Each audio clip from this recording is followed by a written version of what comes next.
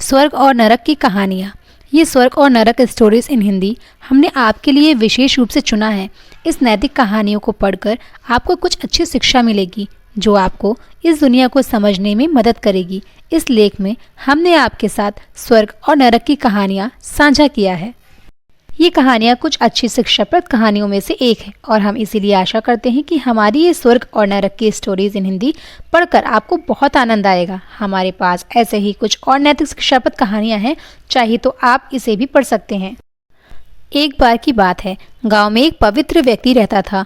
वह हमेशा स्वर्ग और नरक के बारे में जानने के लिए उत्सुक रहता था।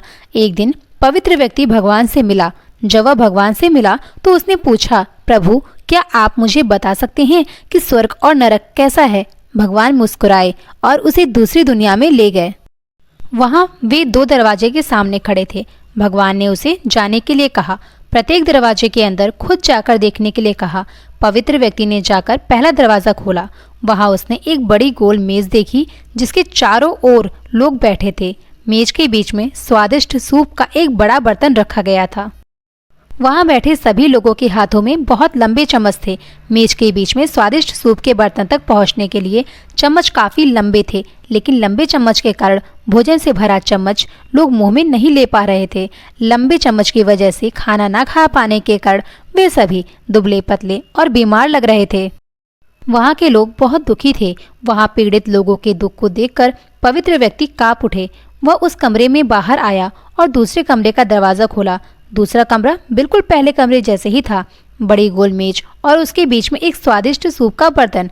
वहां बैठे सभी लोगों के हाथों में लंबे चम्मच थे, लेकिन यहाँ के लोग स्वस्थ थे। वे एक दूसरे से बातें कर रहे थे और खाना खा रहे थे। पवित्र व्यक्ति ये देखकर प्रसन्न हुआ और उस कमरे में से बाहर आ गया। फिर पवित्र व्यक्ति भगवान के पास गया और कहा, मुझे समझ नहीं आया कि दोनों कमरे एक जैसा ही है, फिर भी एक कमरा दुख से भरा है, दूसरा सुख से भरा है।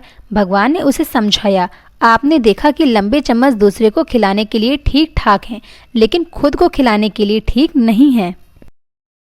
आप जिस कमरे में पहले गए थे वह नरक था। वहाँ के लोग लालची हैं और केवल अपने बारे में सोचते हैं, दूसरे की मदद नहीं करना चाहते हैं, जिसके कारण वे अपना पेट नहीं भर पा रहे हैं और दुख झेल रहे हैं। और दूसरा कमरा स्वर्ग था। ये उन लोगों से भरा है जो एक दूसरे की परवाह करते हैं और प्यार करते हैं, एक दूसरे को उन लंबे चम्मच से खिलाते हैं जिससे वे स्वस्थ और सुखी रहते हैं। यदि हम एक दूसरे का समर्थन और देखभाल करें तो हम अपने जीवन को स्वर्ग बना सकते हैं और खुशी से जी सकते हैं।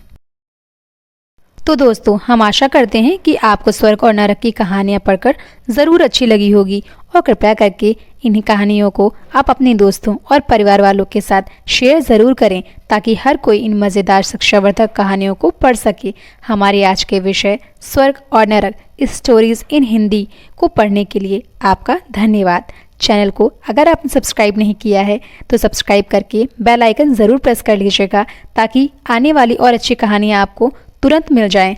और हाँ दोस्तों, लाइक आप ज़रूर कर दीजिएगा और कमेंट बॉक्स में अपनी राय भी ज़रूर दीजिएगा। धन्यवाद।